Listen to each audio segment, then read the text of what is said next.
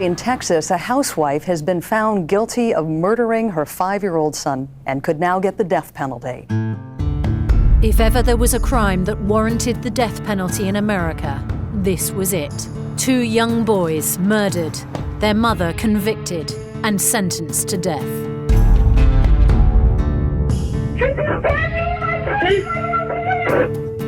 Neighbors say they can barely believe this actually happened. Now that they're gone, it's not going to be the same. After she plunged a knife into her children, she started staging the crime scene. That's particularly cold-blooded. But the case against Darlie Routier is far from simple. I'm about as close to it as any other person on earth, and I can tell you she didn't do it. You were characterized as the gorgeous all-American cheerleader who perhaps got frustrated at being a mother, just superficial, vain. When you have nothing else, you go to character assassination. It's sad that the death penalty is a necessary punishment. You hate that there's a crime that's so horrible and a person that's so evil that it's necessary. But we've seen that here. I'm being judged by people that did not know me. Speak to the people that did know me. It's shocking that the media could take someone so caring and convert them to a sadistic killer that they're not. Yeah, give me a big kiss, go mwah! And she didn't have the demeanor of a mother whose children had been brutally murdered a few days before. Are you more frightened now than you were at the beginning? I'm convicted, but I am not a murderer. If they choose to kill me, that's my innocent blood that will be on their hands.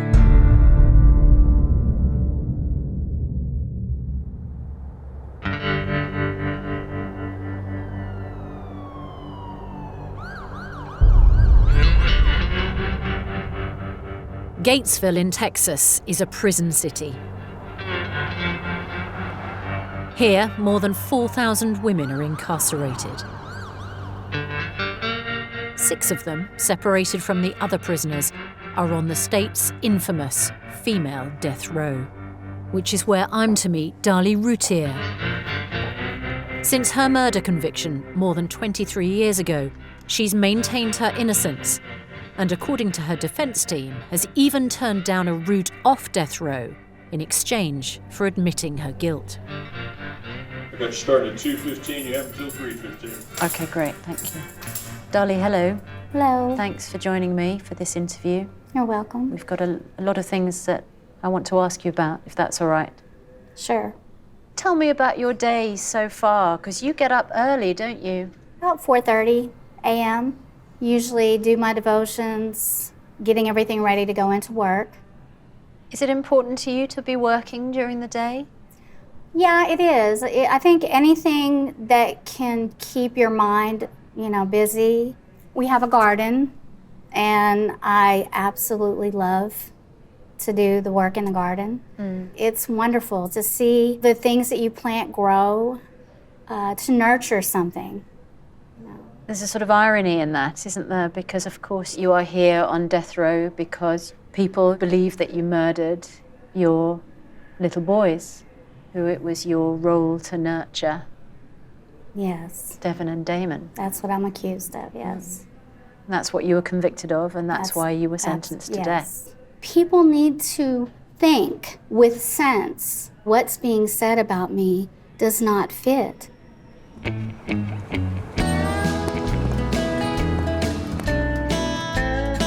24 years ago, Darlie Routier was a beautiful, popular cheerleader, busy living the American dream. This is the house. Isn't it wonderful? At 18, she married her childhood sweetheart, Darren. They were living a seemingly normal life in a well-to-do suburban neighborhood outside of Dallas called Rowlett. Okay, now do something. Do something special. Do a cartwheel. Soon, children followed. Wow, way to go, Devon! At the time of the killings, Devon was 6. Oh, that hurt. Who's that? Damon was 5. Say hi, Damon. Hi. I go get you. And Drake was just 8 months old. Motherhood was not something I had to do. That was something I loved to do. Devin and Damon were my heart. They were what made me happy.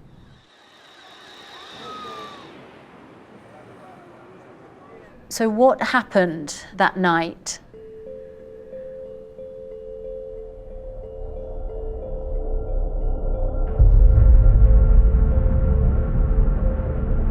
Devin and Damon wanted to sleep downstairs, like a little kid's slumber party. And so I was gonna sleep down there with them. Well, I remember waking up with Damon pushing on my right shoulder. As I came to, I remember seeing a man. He was going into the utility room. I could see the side of him. I could see a baseball hat. At that time, I didn't know what was happening, but I felt, like a panic. I turned on the light. When I got to the utility room, there was a knife. And I picked up the knife, put the knife on the counter. At this point, I started screaming for my husband, Darren, who was upstairs with our baby. Darren started coming down the stairs, grabbed the phone, and then 911 came on. 911, what is your emergency? Ma'am? What? Who's it? Hang on. Ma'am, I'm trying to get an ambulance to you. Hang on a minute. I could see Devin laying there and his eyes were open.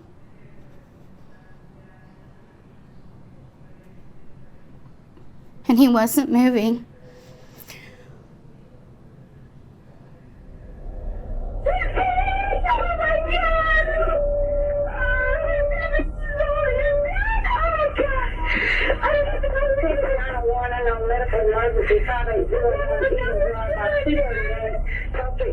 And then I remember going over to Damon, and he was laying on his back. And I could see that he had been stabbed in the back. And I lifted up his shirt, and I put towels on his shirt, and I just kept telling him, hang on, baby, hang on, just hang on.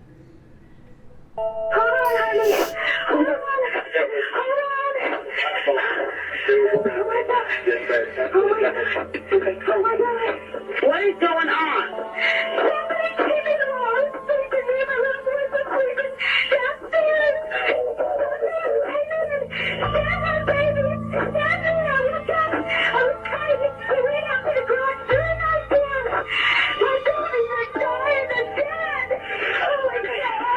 There's a police officer. Your front door. Is your front door unlocked?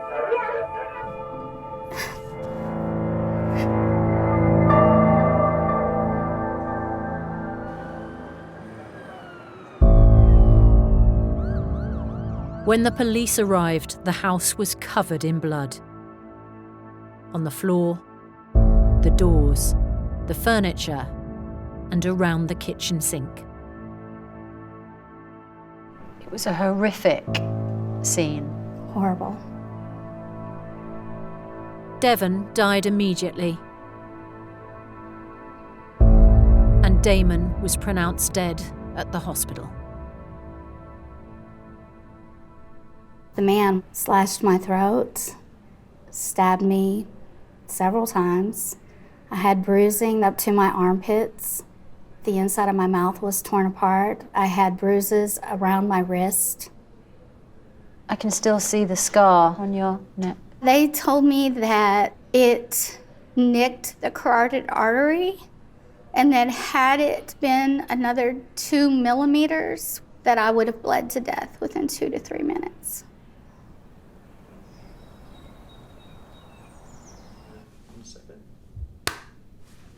We got a phone call around 4 o'clock in the morning, and I'm like, no, but what? You must be mistaken. This isn't real. It just didn't seem real.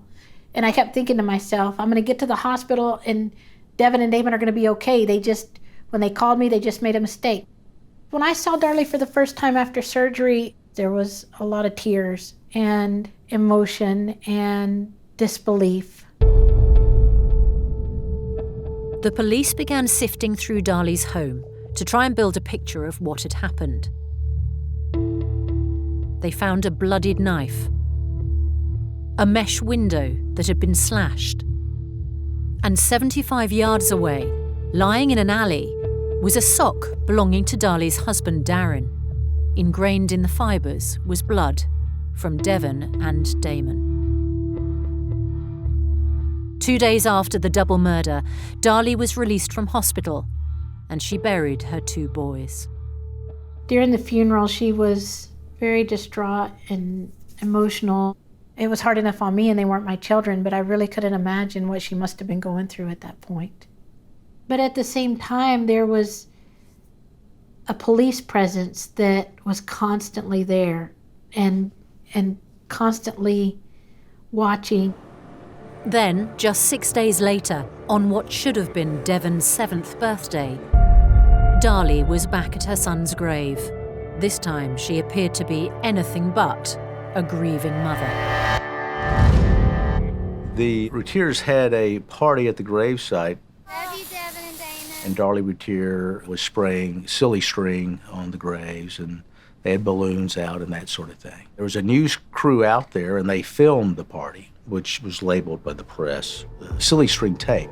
For some, this may seem a strange thing to do in an odd place and time. She was chewing gum, she wasn't crying, and she looked like she was enjoying the attention, quite frankly. They wouldn't want us to be down here being sad, even though our hearts are breaking. And she didn't have the demeanor of a mother whose children had been brutally murdered a few days before. It was just over a week after the murders that you held a party for Devon at his graveside. We did have a party for him, which I've been ridiculed and judged and torn apart on. But at the same time, when people don't know the full story and know the full facts, you judge.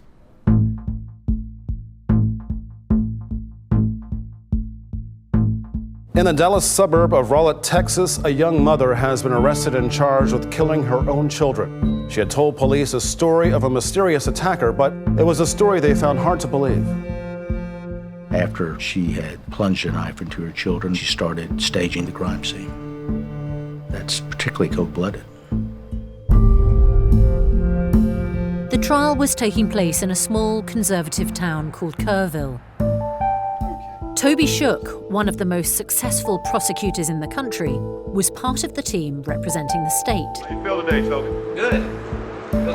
And looking after Darlie's defense was Doug Mulder, a lawyer who was already representing her husband Darren for breaching a gagging order connected to the trial. Looking at the crime scene from the point of view as to who might have committed this, the evidence didn't correspond that an intruder had come into the house. There was a cut screen that was intact on the window. It was cut in a T. The forensic examiner took a block of knives from the kitchen. And on the bread knife, which was in the block, he found material which was fiberglass and also plastic. So it appeared that that bread knife was the knife used by Darlie Routier to cut the screen, try to make it look like an intruder had come into the house.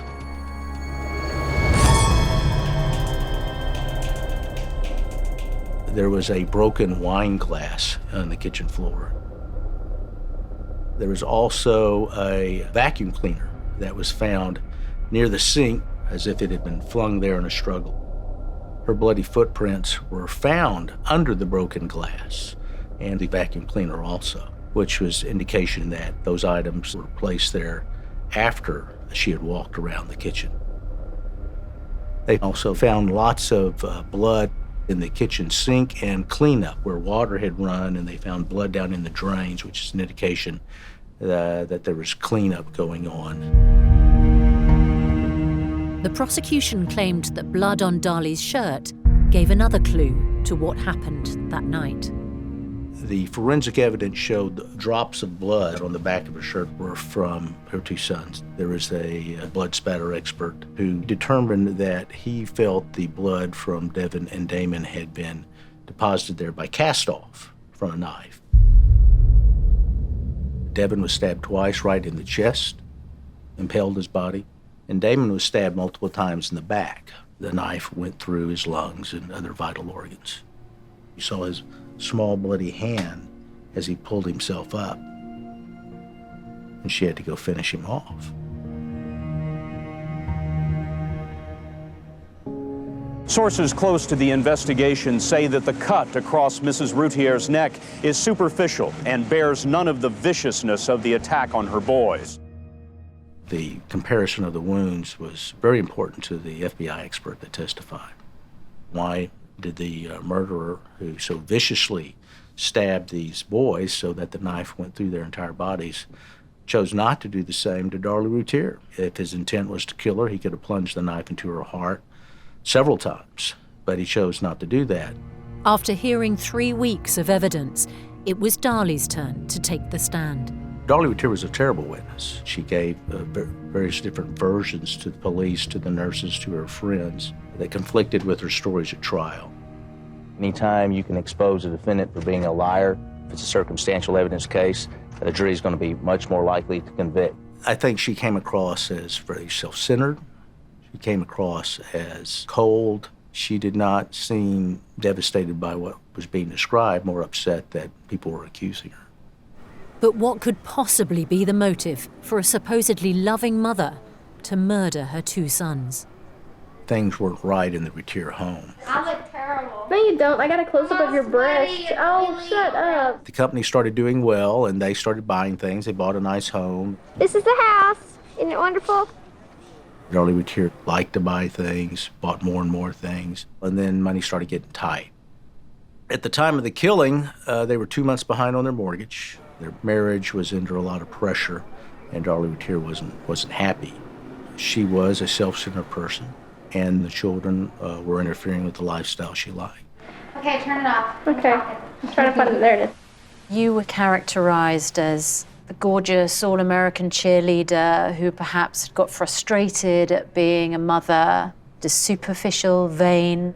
Do you think these pieces of information actually condemned you? Well, I think it was important for the prosecutors to use this because when you have nothing else, you go to character assassination. I've never had a mental illness. You don't just snap and become crazy and then snap back and you're normal. That's not even plausible. I was a 26-year-old mother, wife. I'm being judged by people that did not know me. Speak to the people that did know me.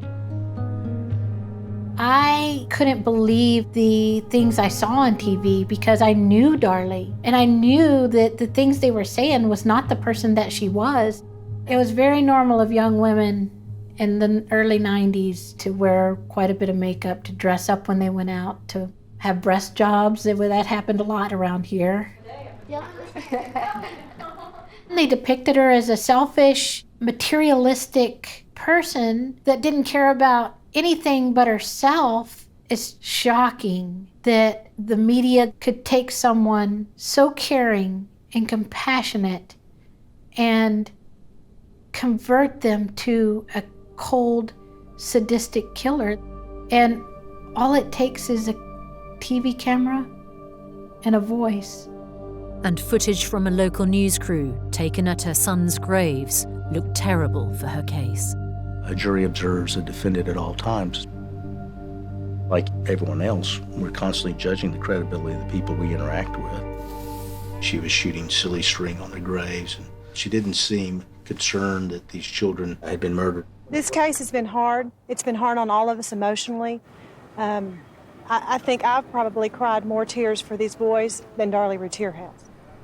The tape showed a very strange way to react to death. During the trial, the jury watched the silly string tape 8 times. They took something that was beautiful. They took something that was so innocent and made out of love and they turned it into something ugly. It was twisted and taken out of context. In Texas, a housewife has been found guilty of murdering her 5-year-old son, Damon, and could now get the death penalty. And they got the reaction they wanted, of course. I think anyone that would truly murder 2 children could be described as evil. I'm convicted, but I am not a murderer. And I did not murder my 2 children. But now a new legal team had to prove it. Do you have any comments? Is there anything you would like to say? I didn't murder my children. I'm thinking death row. I'm petrified, thinking, okay, I'm coming in this place with these people that have done and committed these crazy, heinous acts. How am I going to defend myself? But every woman in there came up and hugged me. I was blown away. I was blown away. Who were these women? Carla Faye Tucker. Tucker, in 1983, was convicted of killing Jerry Lynn Dean. Also dead, a young woman with a large pickaxe still embedded in her chest. She plunged the pickaxe into the bodies of her victims while she was in a drugged rage. Carla was just amazing. Just tried to encourage me, took me under her wing. I was so young and in shock. When she was executed in February 1998, she was the first woman to be put to death in Texas in 135 years. And what's that like when someone that you've become close to actually goes to the death chamber? It's horrible. It's horrible because you get to know these women. You see the other sides of them, their families, their just everything did not fit what I thought in my head of somebody being on death row. In the 23 years that Darlie has sat on death row, 15 women have been executed in America. Fighting to save Darlie is Stephen Cooper, who's worked on her case unpaid since her conviction. Mr. Cooper, hi, Susanna. So nice to meet you. How are you doing? Good. Shall I join you? Sure, please. Is it somewhere you come regularly? When I get a chance. Yeah. What can I get for you? What do you recommend? He's worked on several appeals on Darlie's behalf, I'll have some of that. including her current one. How long have you been working with Darlie? Since 1997. Wow, long time. Long time. I'm about as close to it as any other person on earth, and I can tell you she didn't do it. Darlie should not be where she is today when she has yet to have a fair trial. Because as an appellate lawyer, you're looking at what happened at the trial and what errors occurred, if any, at the trial. One of the main problems, if not the main problem, of Darlie's defense was the failure of the defense attorneys to put on experts to contest the BS conclusions of the state's witnesses. The defense team tried to win it with oratory, just talk their way out. Stephen Cooper claims the state experts relied on junk science and that their case was deeply flawed. What other evidence do you feel wasn't properly presented or tested during the trial? It was laughable that the state was able to convince a jury that someone took a butcher knife and cut their neck with the left hand when you're right-handed and did that to themselves just to stage the crime scene. I mean, she should have died. But there is very little evidence that there was an intruder in the house that night. Oh, I disagree totally. The window in the garage clearly was a point of entry.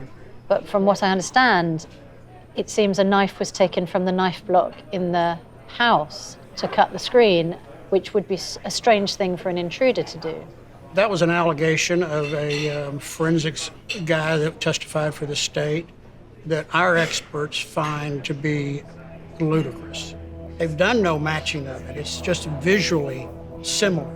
However, the police had already brushed the knives for prints by the time the fibre was found. leading Darlie's appeals team to believe the knife was already contaminated.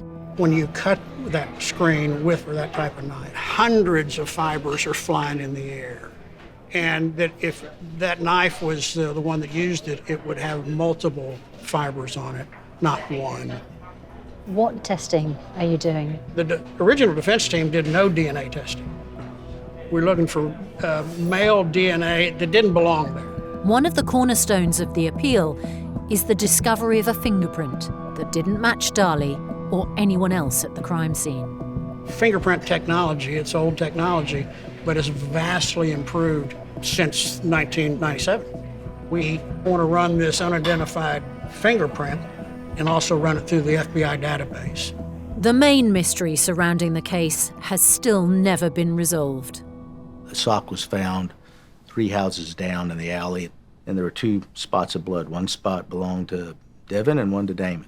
It was a Darlie Routier sock. Our expert testified it's more staging. It's displayed out there as if you couldn't miss it. Stephen Cooper feels the prosecution's timeline doesn't add up. Once he'd been stabbed, Damon would only have stayed alive for 8 or 9 minutes. Darlie was on the phone to 911 for almost 6 minutes. So she would have had a very short time frame to cut the screen, run 3 houses away to place the sock and run back, stab herself, and stage the crime scene. There's a bunch of leads and things that the police did not run down to determine if there were other people responsible. The police, within minutes, decided that Darlie did it. Everything they were looking at was to confirm that Darlie did it, not determine whether she did it. The trial that the prosecution put on was based on trying to prejudice the jury against her. They made comments from the beginning of her breast implants and her blonde hair. There was a lot of emotion in this case, and so she was already tainted from the get-go.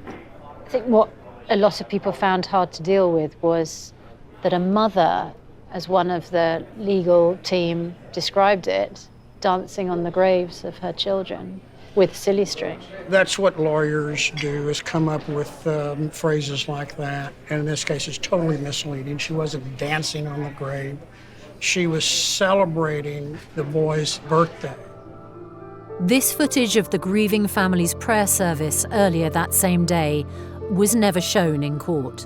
We have many things to pray to God about. We love children so much. They had a 2-hour memorial with all the appropriate statements and minister preaching and emotional and crying for 2 hours. But the shooting silly string was all that the jury saw. A picture's worth 1,000 words. I was there, and I know that there was no malice or joy for them being gone. I believe that people based their whole idea of who Darlie was and is on such a small snippet of time and a day that was so full of grief. There's not a book that tells you how to do this, how to grieve, how to handle a situation like this. We gave him the party he didn't get to have. And everything that we did was out of love. This is something no parent should ever have to do. No parent should have to bury their child. It seems virtually immoral to me to sit back and judge her as to whether she killed those children based on what she did over a 4 or 5 minute period at her son's gravesite. To me, it's outrageous. It's the idea you can look at somebody and say, aha, that's a murder. Over the past 23 years, questions have repeatedly been asked about Darlie's husband, Darren. Why was Darren never investigated? It seemed to me it would contradict their decision that they had already made, that Darlie did it. So they left him alone too. Darren had more than $200,000 of life insurance against Darlie. And as her lawyer was also representing Darren, Stephen questions whether he could truly defend her without any conflict of interest. What do you think happened that night? We have evidence that Darren was soliciting people to come burglarize the house for an insurance job. We know where Darren was talking to people. There's some reason that people came in to that house that night. There were neighbors who have talked about creepy guys in the neighborhood trying to break into their house not very far away. But the problem was, in their minds, they had their killer from the get-go. Darren's attempts at insurance fraud only came to light 5 years after the trial, during one of the first appeals in 2002.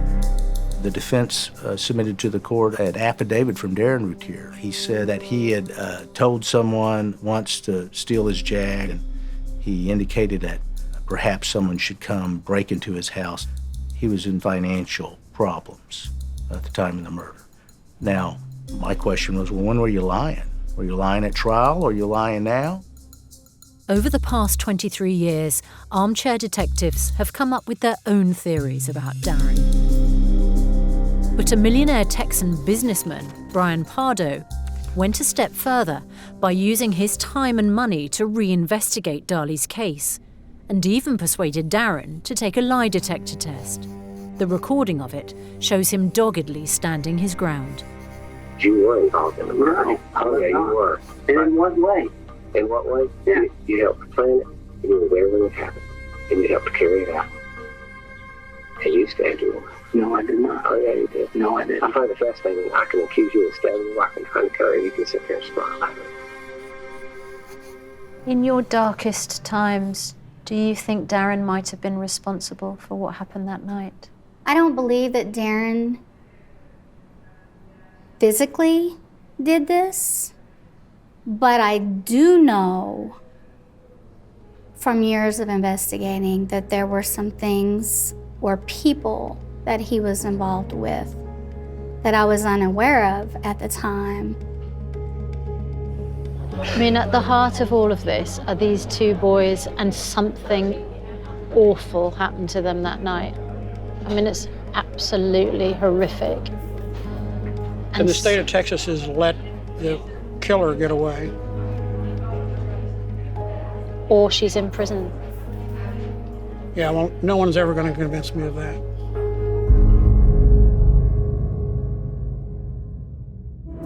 Darlie Routier has now been living on death row for more than 23 years, but she has never been given an execution date because of the ongoing appeals. What enables you to get through every day without falling to pieces? You really have to take it one day at a time. You can't be thinking about years down the road.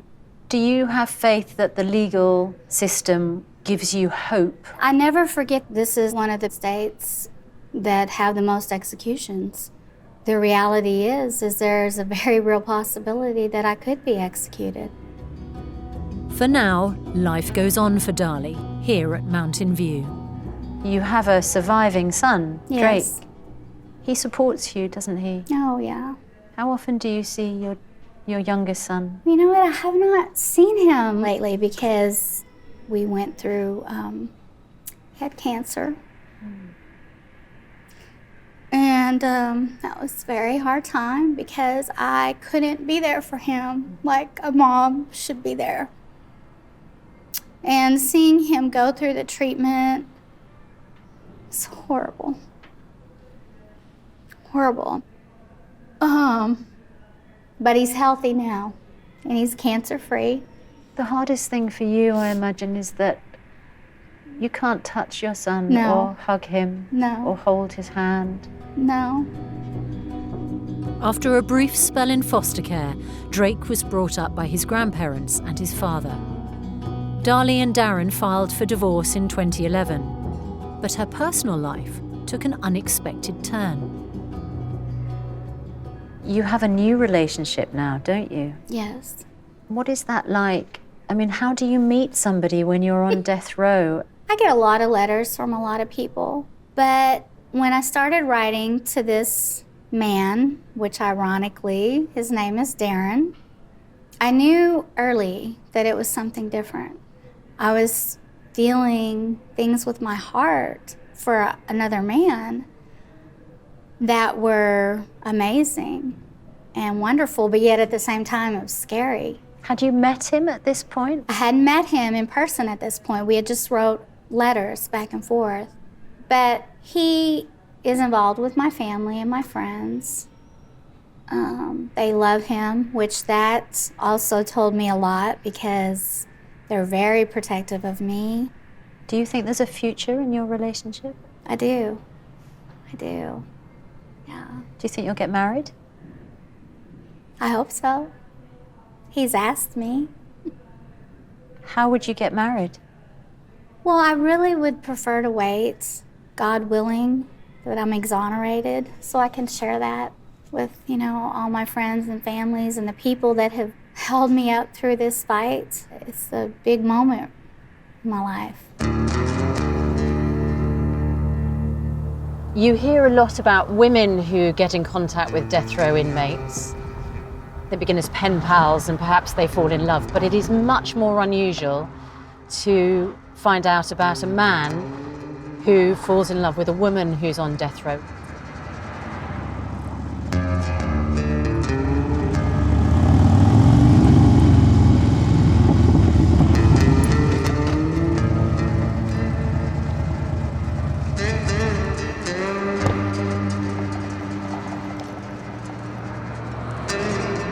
Darren, hi. I'm really looking forward to talking to you. How are you doing? Really nice to meet you. So what are we doing here? Well, I'm going to be looking at rings for Darlie. And I'm not exactly, I think I know what she likes. Right, but she can't be with you here today. No, she can't. So should we go inside and have a look?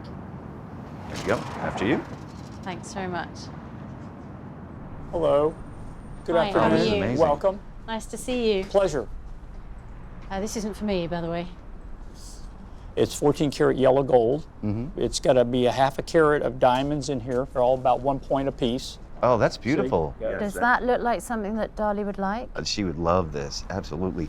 That really has a real amazing It blends sparkle in. to it. Yes, it does. So how much does that? 8,000. 8,000. Does it put it into sort of stark focus when you actually look at something and someone mentions a price? I mean, it's something that's forever, so, can't really put too much of a price tag on that.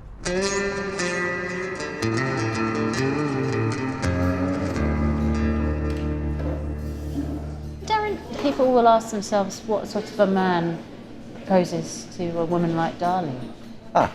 I know that when I say it, I've seen the look in people's face. It's like a deer in the headlights, there's a blank look. And I know exactly what they're thinking. And I would have done that if somebody told me that. I understand it's not typical, it's not normal, but it just happened. I was writing to her, I knew she was innocent, and I wanted to know what I could do to help.